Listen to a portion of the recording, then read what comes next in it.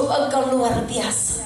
Tuhan, Engkau mengasihi kami dan kami tahu Engkau ada di tengah-tengah kami. Terima kasih Roh Kudus, lawatan-Mu. Terima kasih pujian kami naik di hadirat Tuhan.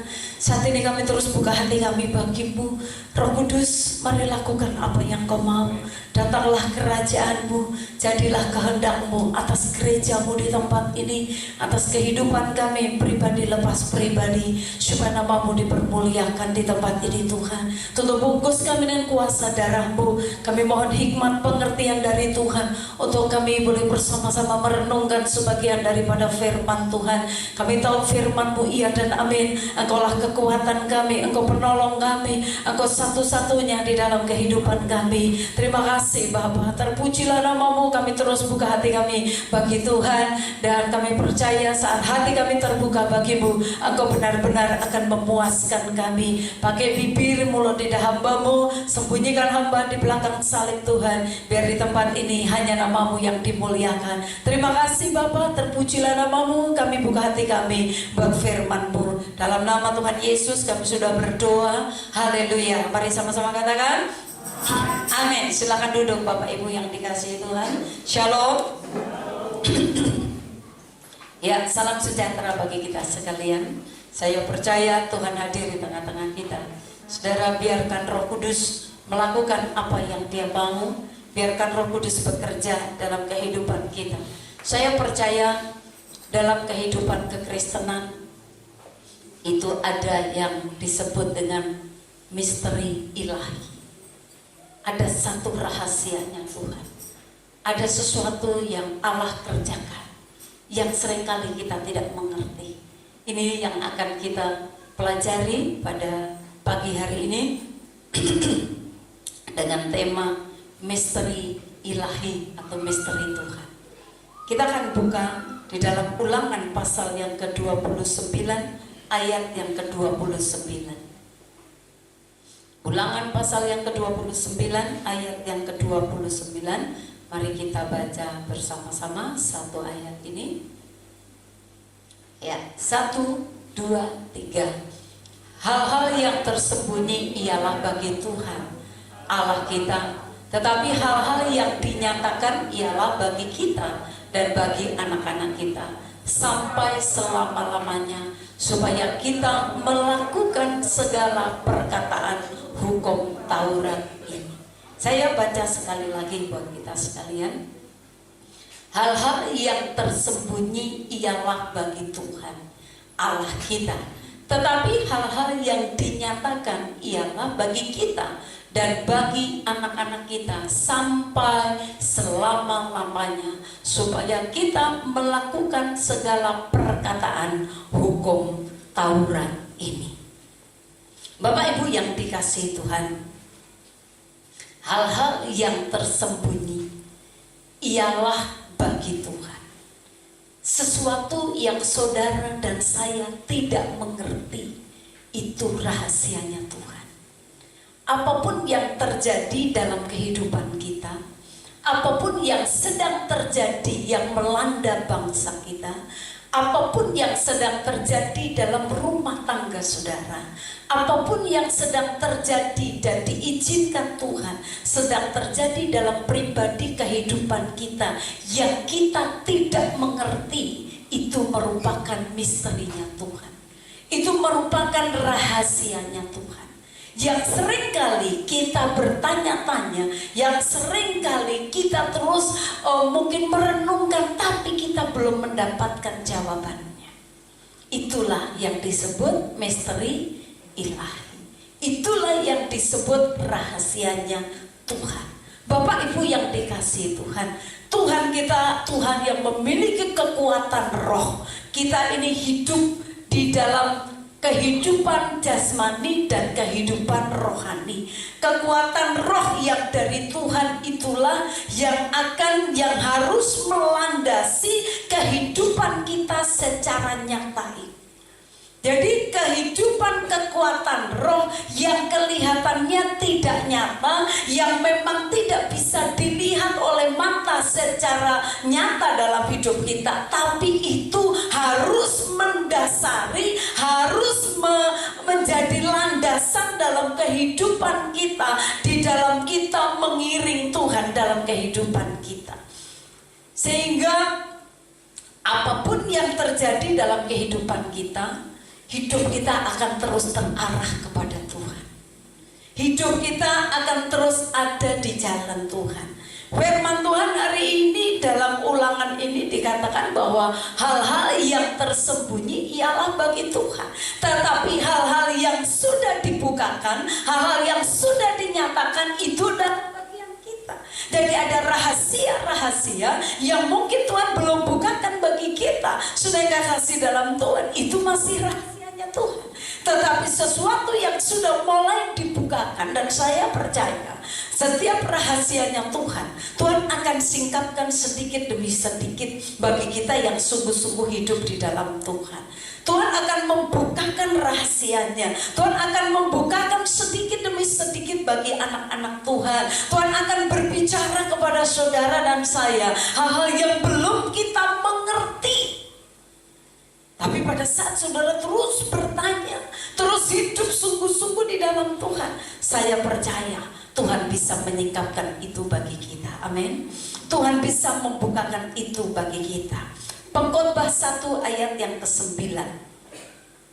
Pengkhotbah 1 ayat yang ke-9.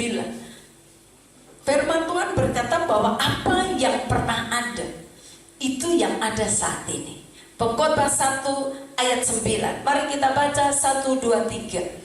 Apa yang pernah ada akan ada lagi, dan apa yang pernah dibuat akan dibuat lagi. Tidak ada sesuatu yang baru di bawah, tidak ada sesuatu yang baru di bawah matahari. Apapun yang terjadi saat ini Tuhan pernah melakukan.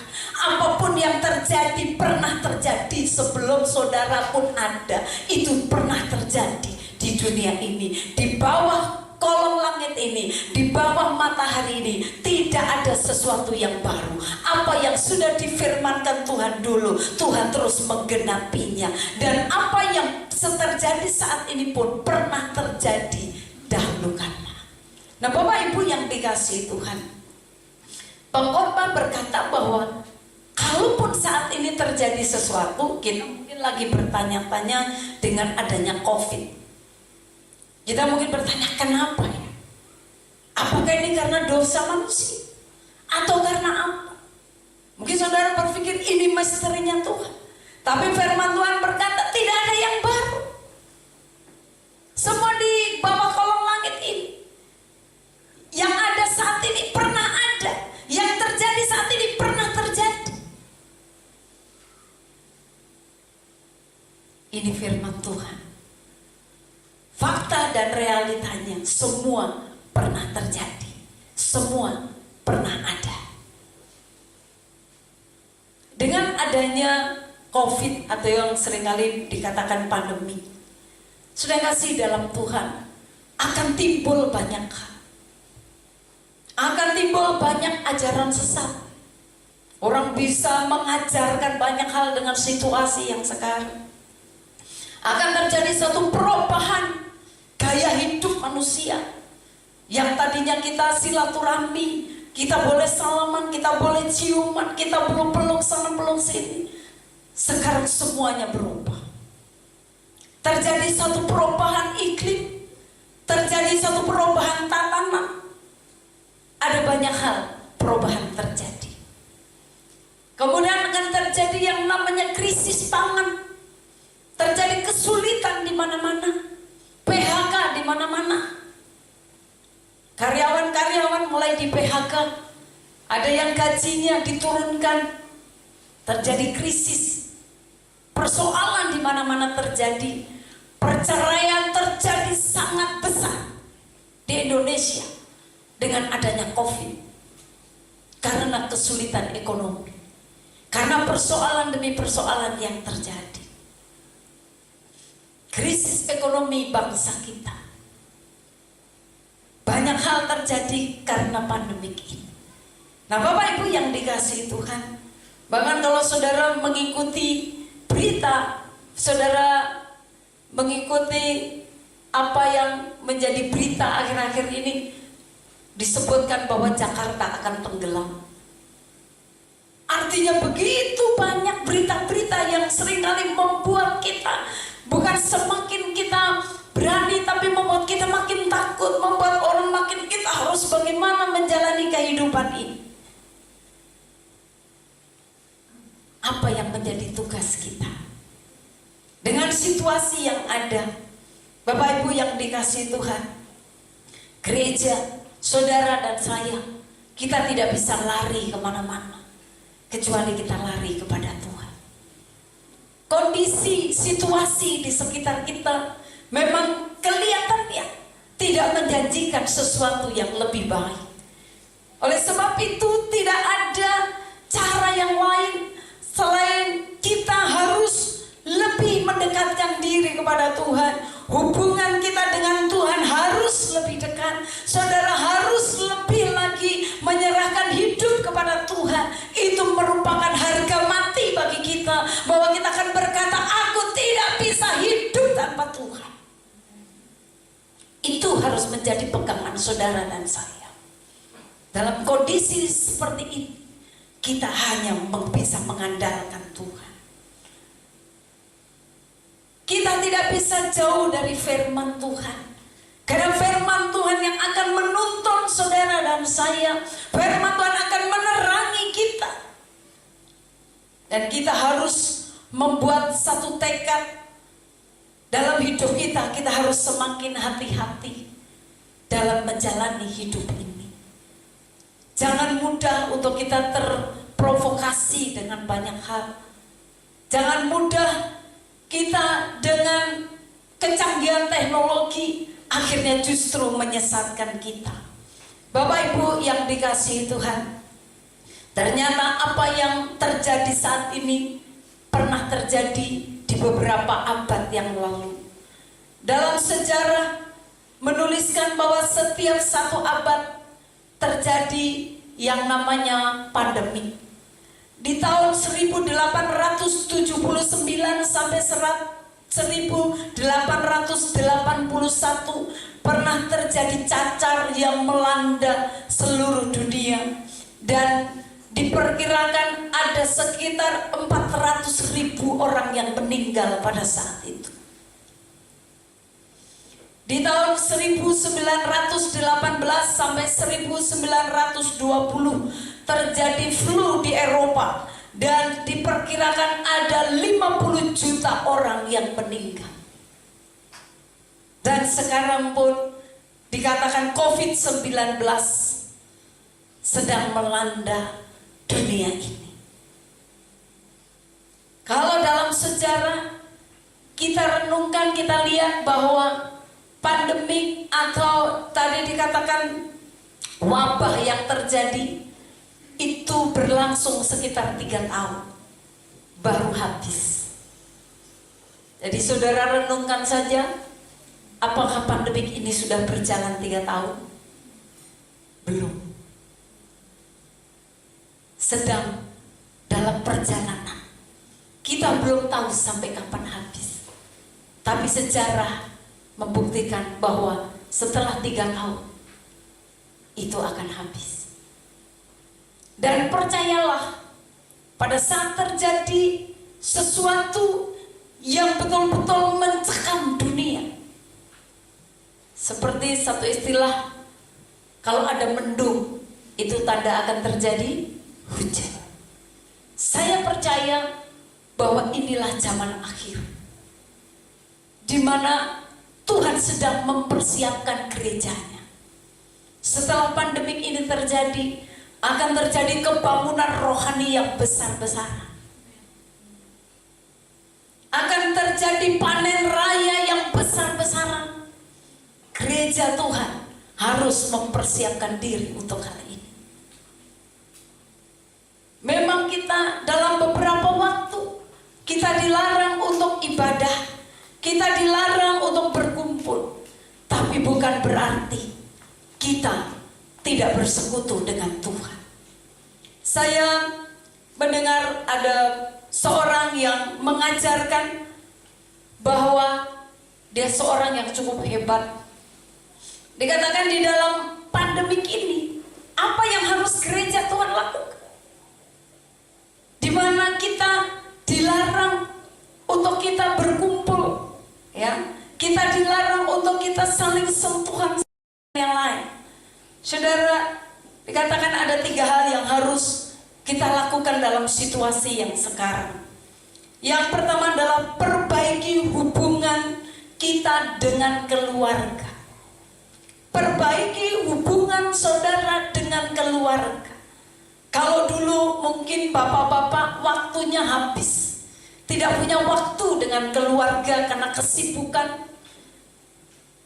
Inilah waktunya untuk saudara kembali memulihkan rumah tanggamu, memulihkan hubunganmu satu dengan yang lain.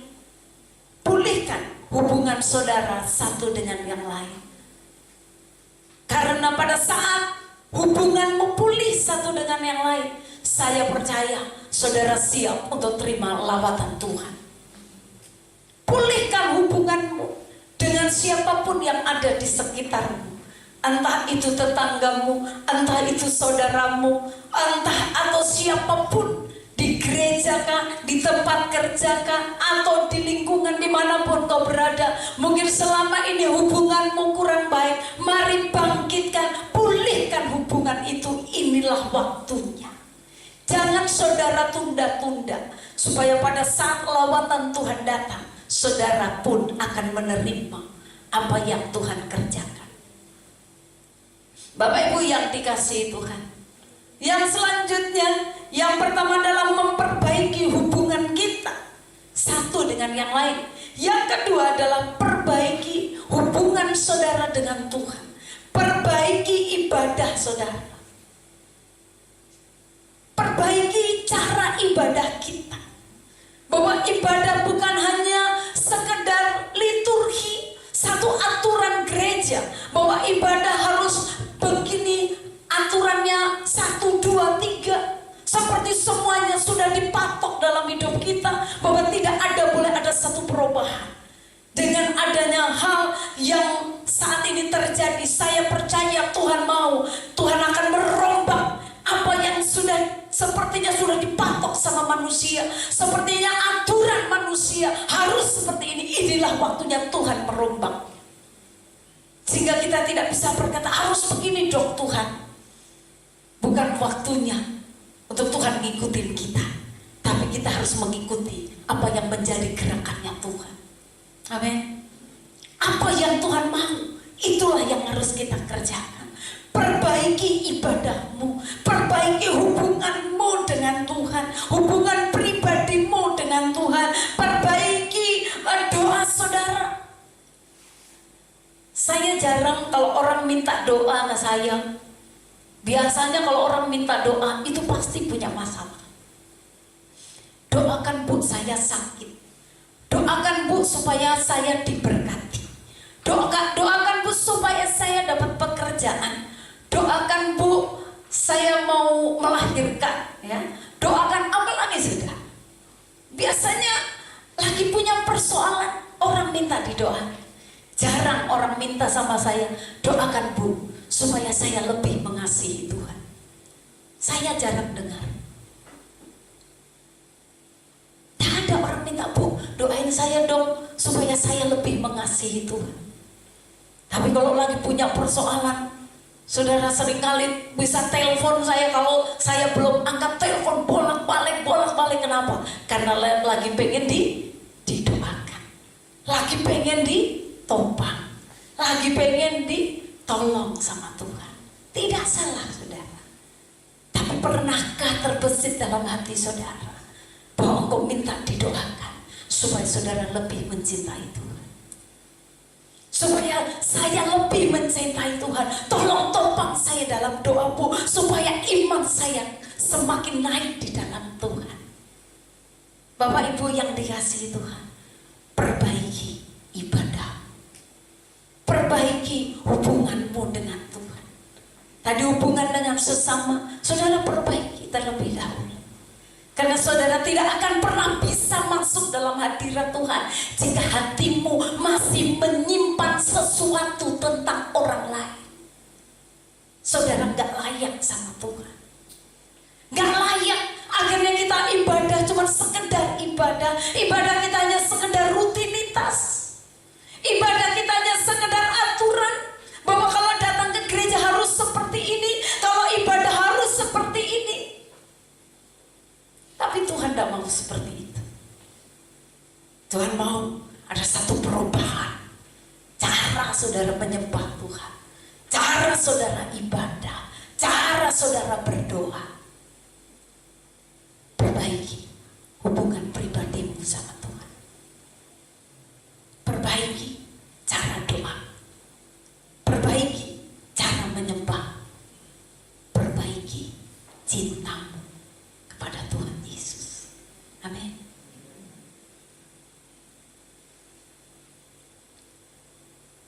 Yang berikut, apa yang harus kita perbaiki? Perbaiki diri kita sendiri. Pertobatan harus terjadi setiap saat. Pertobatan harus terjadi terus-menerus dalam hidup kita. Supaya kita semakin hari terus diubah oleh Tuhan. Hidup saudara dan saya terus diubah oleh Tuhan. Ada satu perubahan yang Allah kerjakan saat saudara terus membereskan dirimu di hadapan Tuhan. Jangan mengharapkan lawatan Tuhan tanpa ada pemberesan di dalam hidup.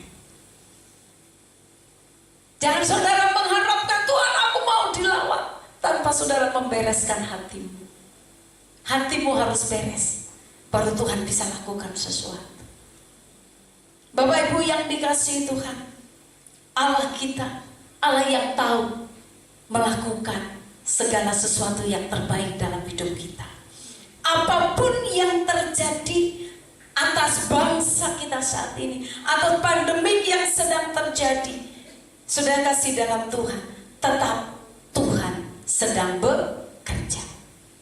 Tetap Tuhan izinkan karena Tuhan bekerja di dalamnya. Saya percaya bahwa salah satu pertolongan Tuhan untuk menyelesaikan COVID adalah vaksinasi. Saudara mau percaya atau tidak percaya? Karena Tuhan pakai pemimpin kita untuk harus memberikan solusi. Apa yang bisa dilakukan? Manusia ini begitu bandel. Disuruh tahan di dalam rumah saja nggak tahan. Kita disuruh gak boleh pulang kampung, semuanya sembunyi-sembunyi pulang kampung. Dilarang masuk mall, sembunyi-sembunyi juga orang masuk mall. Dilarang berkumpul, tetap saja sudah. Itulah manusia. Dan saya percaya vaksin merupakan satu jawaban untuk bisa menghentikan COVID-19. Amin. Jadi yang belum divaksin, saudara lebih bagus divaksin. Bapak Ibu yang dikasihi Tuhan, Roma 8 ayat yang ke-28. Firman Tuhan berkata bahwa kita tahu sekarang bahwa Allah turut bekerja. Ya. Allah turut bekerja. Mari kita baca 1, 2, 3. Kita tahu sekarang bahwa Allah turut bekerja dalam segala sesuatu untuk mendatangkan kebaikan bagi mereka yang mengasihi Dia, yaitu bagi mereka yang terpanggil sesuai dengan rencana Allah. Bapak Ibu yang dikasihi Tuhan, firman Tuhan berkata bahwa kita tahu bahwa Allah sedang bekerja. Apapun yang terjadi dalam hidupmu, percaya bahwa Allah sedang bekerja. Allah sedang bekerja untuk mendatangkan kebaikan. Tapi tidak berhenti di situ. Untuk mendatangkan kebaikan bagi mereka yang mengasihi Tuhan. Jadi apapun yang terjadi, Jika Bapak, Ibu, dan saya mengasihi Tuhan, semua yang diizinkan terjadi tetap mendatangkan kebaikan bagi kita. Mendatangkan kebaikan. Dikatakan yaitu bagi mereka yang terpanggil sesuai dengan rencana Allah. Saya percaya saudara dan saya, kita adalah orang-orang yang terpanggil. Tuhan punya rencana dalam hidup saudara dan saya. Bagaimana saudara merespon panggilan Tuhan, itu yang terpenting. Karena saya percaya bahwa Tuhan sudah memanggil saudara dan saya bukan karena perbuatan baik. Saudara kasih dalam Tuhan, kalau Tuhan memilih kita karena kita baik, mungkin tidak ada di tempat ini yang terpilih. Karena kita tidak ada yang baik. Manusia semua sudah jatuh dalam dosa dan kehilangan kemuliaan Allah. Dengan perbuatan baik apapun yang saudara lakukan, tidak akan pernah bisa membawa manusia untuk pergi datang kepada Tuhan. Keselamatan itu anugerah. Saudara dan saya diselamatkan karena kemurahan Tuhan, bukan karena saudara baik. Tidak ada kebaikan dalam hidup kita. Sebaik apapun manusia, sudah ngasih dalam Tuhan. Firman Tuhan berkata, itu seperti kain lara, kain kotor, kain lap di hadapan Tuhan. Dan kebaikan kita tidak akan pernah bisa menyelamatkan kita. Tapi keselamatan adalah anugerah. Saudara dan saya, kita sudah diselamatkan karena anugerah Tuhan. Dan anugerah itulah yang harus kita pertahankan. Anugerah itulah yang harus kita jaga. Jaga anugerah Tuhan. Tuhan mengatur segala sesuatu. Tuhan mengatur segala hal. Tuhan melakukan sesuatu, mengizinkan sesuatu untuk kita lebih baik dari hari ke hari. Tuhan izinkan COVID-19 supaya manusia, firman Tuhan, bahwa mengingatkan kita untuk kita lebih baik lagi.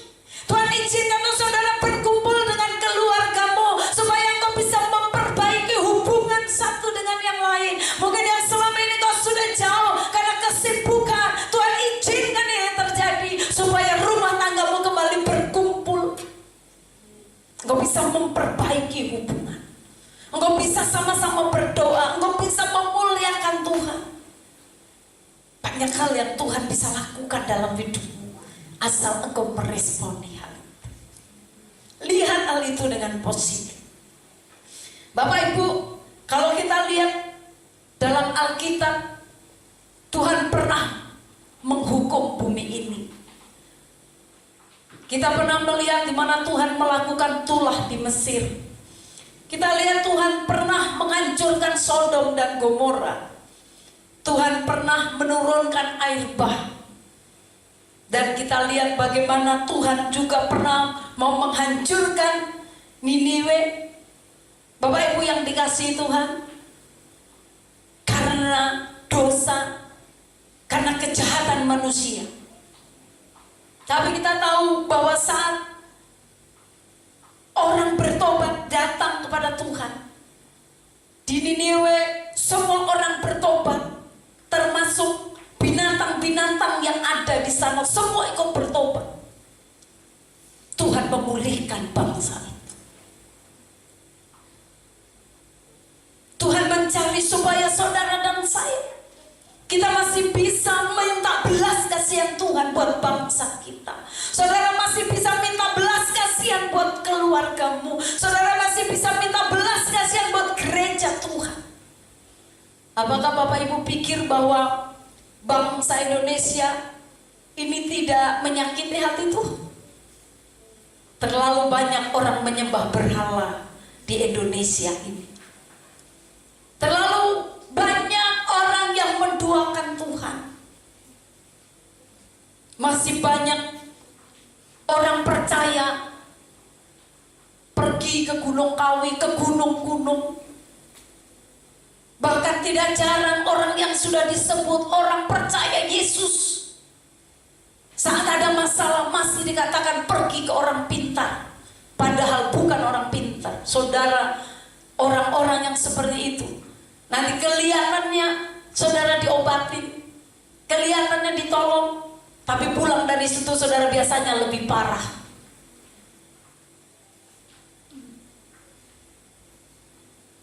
Terlalu banyak manusia yang menyakiti hati Tuhan. Banyak orang penyembahan berhala di bangsa ini cukup luar biasa. Orang masih percaya dengan banyak hal. Orang masih percaya ke kuburan-kuburan. Tapi apapun yang terjadi atas bangsa ini, Tuhan sedang mencari gereja Tuhan yang mau berseru kepada Tuhan, yang mau menjerit kepada Tuhan, supaya apa yang menjadi rahasianya Tuhan, yang menjadi misterinya Tuhan, Tuhan bukan bisa singkapkan dalam kehidupan kita. Kita bisa minta belas kasih Tuhan. Bapak Ibu yang dikasihi Tuhan, dalam Alkitab banyak terjadi hukuman karena penyembahan berhala. Dalam Alkitab yang disebut dengan perzinahan, itu adalah orang-orang yang menyembah berhala. Jangan sampai dalam hidup kita pergi ke Tuhan, tapi kita juga masih percaya dengan tahayul, dengan berhala. Hati-hati Bapak Ibu. Tapi janji Tuhan bahwa Tuhan akan datang yang kedua kali, itu pasti digenapi. Gereja Tuhan sedang dipersiapkan.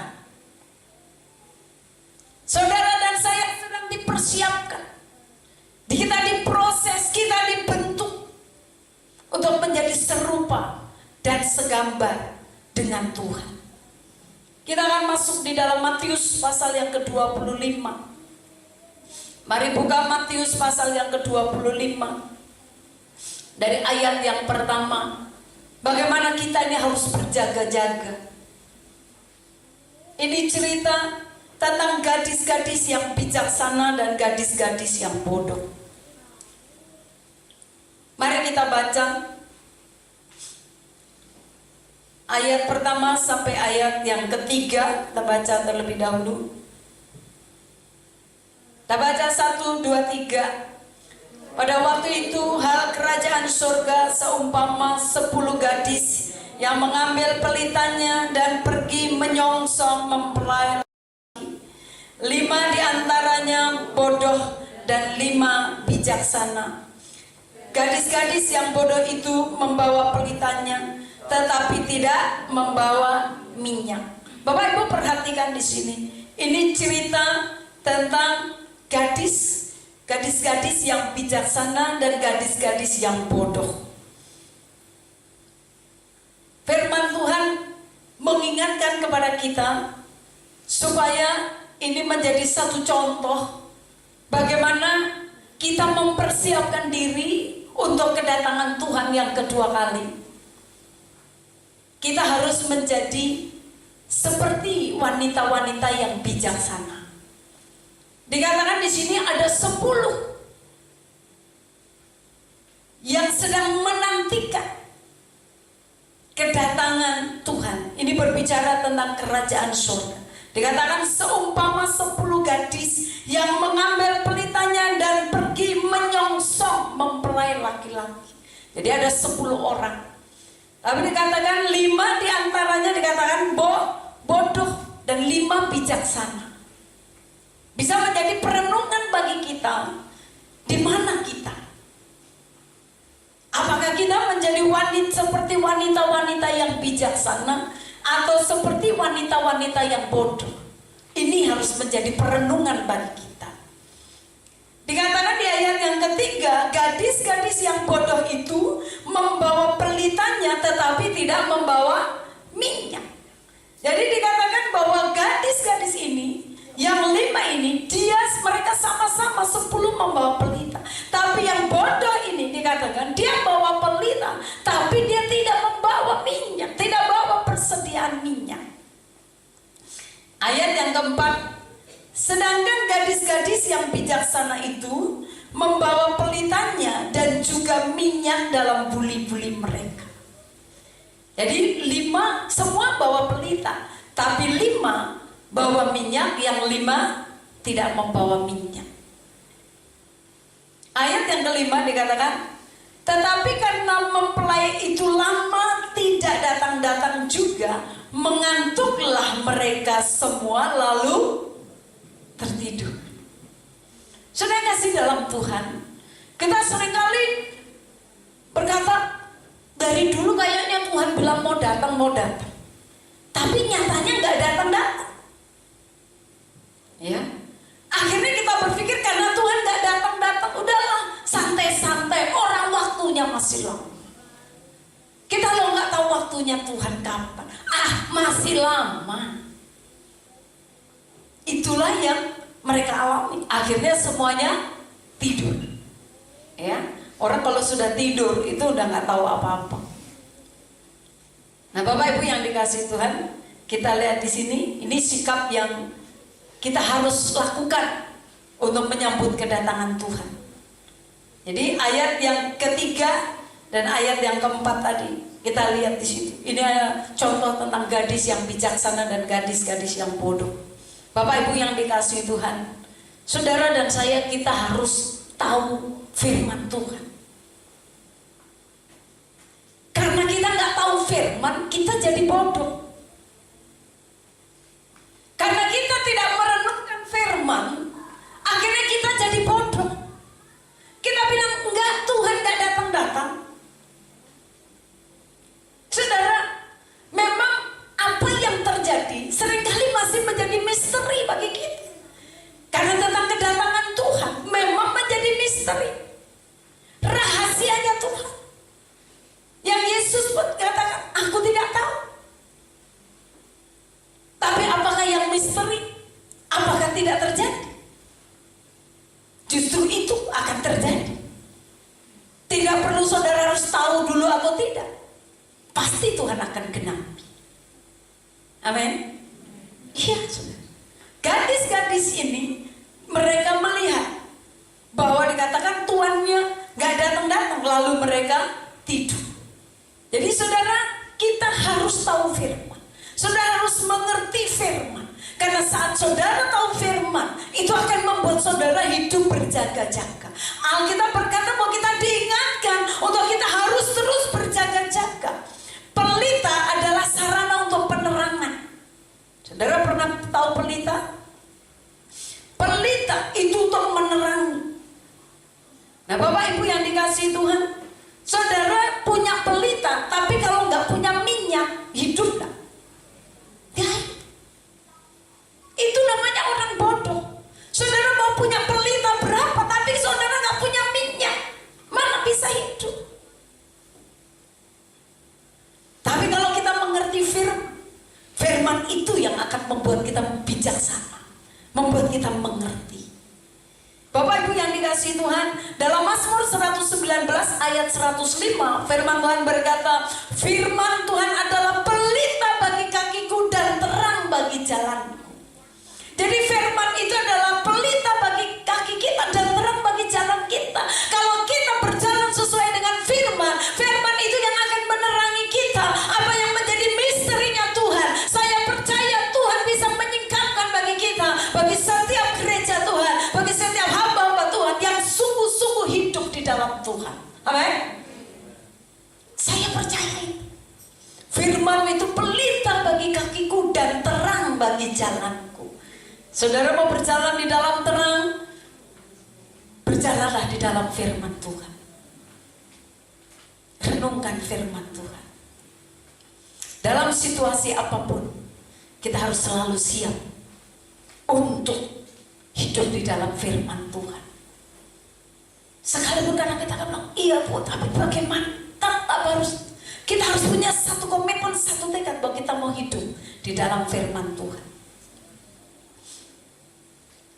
Ayat-ayat yang berikut kita baca. Ayat yang ke-6. Mari kita baca ayat yang ke-6. Waktu tengah malam terdengarlah suara orang berseru, mempelai datang, songsonglah dia. Jadi lagi pada tidur, semua 10 lagi tidur. Tiba-tiba ada suara, dikatakan mempelai datang, songsonglah dia. Ayat yang ketujuh dikatakan, mari kita baca ayat yang ketujuh. Gadis-gadis itu pun bangun semuanya lalu membereskan pelita mereka. Gadis-gadis itu bangun lalu membereskan pelita mereka. Jadi mereka semuanya bangun, mereka membereskan pelita mereka. Tapi saudara perhatikan di ayat yang ke-8. Mari kita baca ayat yang ke-8. Gadis-gadis yang bodoh berkata kepada gadis-gadis yang bijaksana, berikanlah kami sedikit dari minyak itu, sebab pelita kami hampir padam. Ya, jadi yang bodoh bilang, kasih dong minyakmu sedikit, pelitaku hampir padam. Bapak Ibu yang dikasihi Tuhan, ini kalau orang-orang bodoh tuh begitu. Dia gak mempersiapkan diri, sehingga waktu kedatangan mempelai bingung. Apapun yang terjadi dalam hidup kita, sudah harus menjadi orang-orang yang bijaksana. Jangan jadi orang-orang yang bodoh, seperti kebingungan. Gimana bingung semua. Apapun yang terjadi, firman Tuhan tadi berkata, Tuhan tetap bekerja untuk mendatangkan kebaikan bagi kita. Kita harus belajar menjadi orang-orang yang bijaksana. Kita tanya, Tuhan kok seperti ini? Ada apa ini Tuhan? Kenapa begini? Belajar untuk mau hidup dipimpin oleh Roh Kudus. Tanya sama Tuhan. Minyak itu lambang dari Roh Kudus. Minyak adalah gambaran dari Roh Kudus. Jadi kalau saudara nggak punya minyak, artinya saudara tidak hidup di dalam roh. Minyak berfungsi sebagai sarana untuk mengurapi. Kita diurapi dengan minyak. Dan urapan adalah tanda di mana pada saat engkau diurapi, itu tanda Tuhan memberikan wewenang, Tuhan memberikan otoritas dalam kehidupan kita. Jadi orang-orang yang diurapi Tuhan, ada otoritas Tuhan, ada kuasa yang Tuhan berikan. Dia berdoa buat orang sakit sembuh. Jadi saudara harus menjaga Roh Kudus dalam hidup saudara, supaya apimu terus menyala, supaya apimu tidak padam. Kita harus mau dipimpin, hidup kita dipimpin oleh Roh Kudus, sehingga apapun yang terjadi tidak membuat roh kita lemah, tapi membuat roh kita terus menyala-nyala di dalam Tuhan. Amin. Karena ada minyak. Harus ada minyak. Minyak bicara tentang urapan Tuhan. Urapan saudara tidak harus ada di gereja baru diurapi. Di rumah saudara pun saudara bisa minta urapan dari Tuhan. Amin. Minta urapan dari Tuhan. Ayat yang ke-9, tetapi jawab gadis-gadis yang bijaksana itu, tidak cukup untuk kami dan untuk kamu. Lebih baik kamu pergi kepada penjual minyak dan beli di situ. Jadi yang bijaksana berkata, oh nanti kalau saya bagi, nggak cukup. Bisa-bisa kita sama-sama, nggak bisa ketemu dengan mempelai laki-laki. Saya nanti nggak cukup. Nah Bapak Ibu yang dikasihi Tuhan, bijaksanalah dalam menjalani hidup. Sekalipun kelihatannya menghadapi masa-masa yang sulit, tapi kalau kau hidup bijaksana di dalam Tuhan, saya percaya ada maksud dan rencana Tuhan dalam kehidupan kita. Kalau saudara baca di 2 Timotius 3, di situ situasi kondisi akhir zaman memang sudah dibukakan oleh Tuhan. Terjadi peperangan di sana sini. Nah, kita lihat di ayat yang saya baca ayat yang ke-10. Akan tetapi waktu mereka sedang pergi untuk membelinya, datanglah mempelai itu dan mereka telah siap sedia masuk bersama-sama dengan dia ke ruang perjamuan kawin, lalu pintu ditutup. Karena kita tidak berjaga-jaga. Akhirnya saat mempelai datang, yang bijaksana ketemu, yang bodoh lagi sibuk cari minyak. Aduh, di mana ada minyak? Terlambat. Ayat 11, kemudian datang juga gadis-gadis yang lain itu dan berkata, Tuan, Tuan, bukakanlah kami pintu. Jadi dia udah pergi cari minyak, pintu sudah tertutup. Baru sibuk, aduh, terlambat ini, terlambat. Karena kita tidak berjaga-jaga. Ayat 12, mari kita baca ayat 12. 2, 3. Tetapi ia menjawab, aku berkata kepadamu, sesungguhnya aku tidak mengenal engkau. Bisa bayangkan? Wah, kita sudah pelayanan, kita sudah lakukan ini dan itu, sudah nyumbang buat gereja, kita sudah buat banyak hal. Tiba-tiba Tuhan bilang gini, aku tidak kenal kamu. Betapa sedihnya kita. Tapi di ayat yang ke-13, mari kita baca ayat yang ke-13. Ya, 2, 3. Karena itu berjaga-jagalah, sebab kamu tidak tahu akan hari maupun berjaga-jaga Bapak Ibu. Kita nggak pernah tahu apa yang akan terjadi hari esok. Kalaupun hari ini terjadi satu pergumulan, satu persoalan, tetap berjaga-jaga, jangan lengah. Amin. Tuhan punya rencana yang masih misterinya Tuhan. Biarkan nanti Tuhan sendiri akan membukakan pelan-pelan bagi kita. Yang kita sudah tahu, lakukan bagian. Jangan kita sudah tahu kita nggak lakukan. Yang sudah kita tahu kita lakukan. Yang belum kita tahu, itu bagiannya Tuhan. Tuhan Yesus memberkati kita. Mari saudara kita semua bangkit berdiri.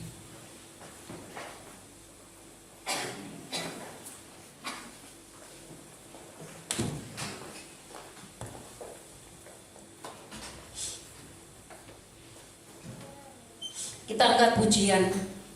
Tak usah ku takut, Allah menjagaku.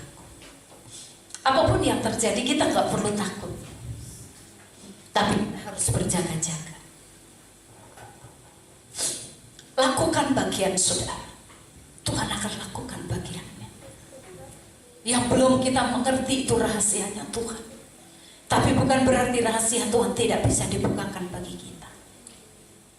Perbaiki hubunganmu dengan keluargamu, dengan orang-orang di sekitarmu. Perbaiki ibadahmu. Ayo kita terus bertobat setiap hari, supaya engkau akan terima lautan. Karya-karya Tuhan yang dahsyat yang Tuhan janjikan, Tuhan akan genapi dalam hidup kita. Mintalah kekuatan dari Tuhan untuk menjalani hidup. Kalaupun engkau sedang dalam pergumulan dan masalah, bukan berarti Tuhan tidak sayang dengan saudara.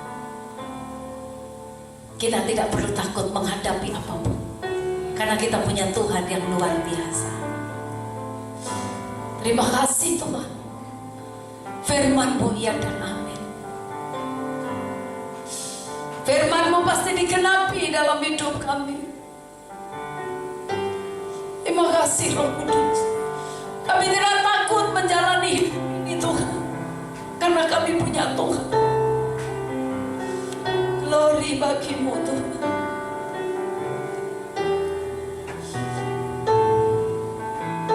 Mari katakan bersama-sama, tak usah aku takut Tuhan. Tak usah ku takut, Allah menjagaku. Tak usah ku bimbang, Yesus peliharaku. Tak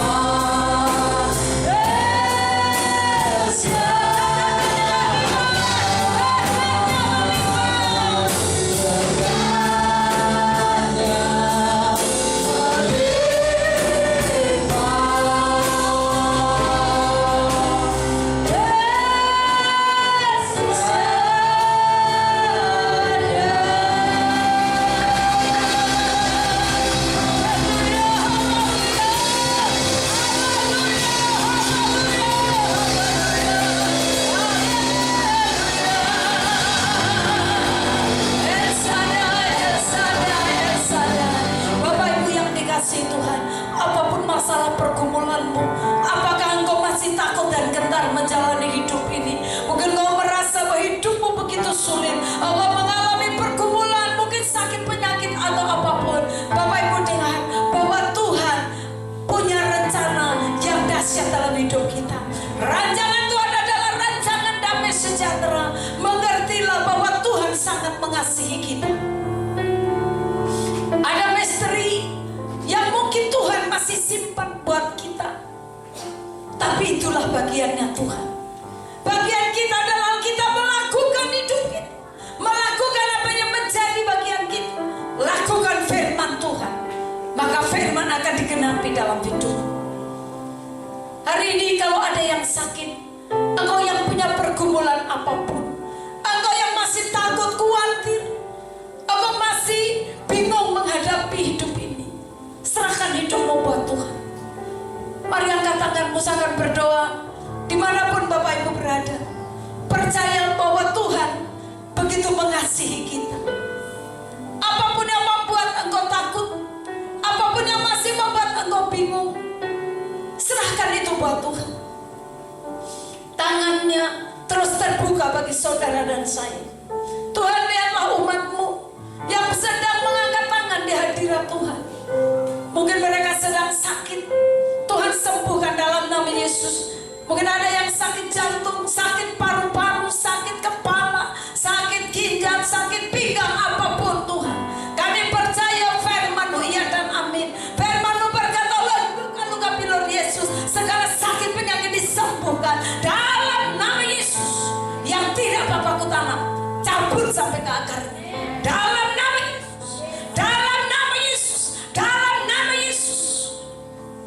Kuasa Tuhan-Mu turun melawan engkau yang sedang bergumul untuk pekerja. Dalam nama Yesus, Tuhan buka jalan. Jalan terbuka, gunung-gunung diratakan, lembah-lembah ditutup. Engkau yang sedang bergumul untuk keuangan, untuk rumah tangga apapun, hari ini kuasa Tuhan menjamah. Kuasa Tuhan turun atasmu. Kejarlah Tuhan, perbaikilah ibadahmu, perbaikilah hidupmu, bertobat setiap saat, sehingga lawatan kuasa Tuhan, mujizat Allah akan terus terjadi setiap saat dalam hidupmu. Dalam nama Yesus, lakukan bagianmu Tuhan. Lakukan Bapa, lawat umatmu, pulihkan terus Bapa, dalam nama Yesus. Yang sudah mulai tidak taat Tuhan, kembalikan supaya kami bisa melakukan firman Tuhan dalam nama Tuhan Yesus Kristus Tuhan. Terima kasih Bapa. Terpujilah namamu Tuhan. Terpujilah namamu dalam nama Tuhan Yesus. Haleluya.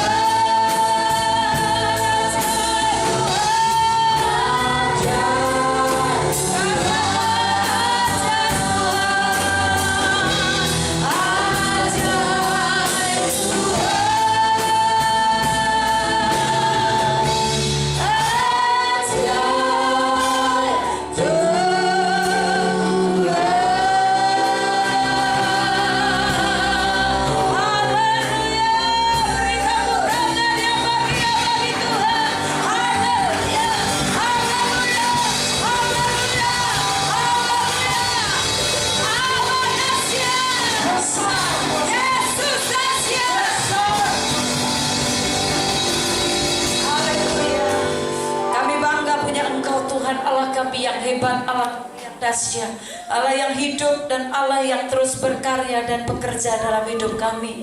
Terima kasih Kau telah memberkati dalam ibadah kami hari ini Tuhan. Kami percaya semua kami yang telah melayani Tuhan, jerih lelah dalam Tuhan tidak sia-sia.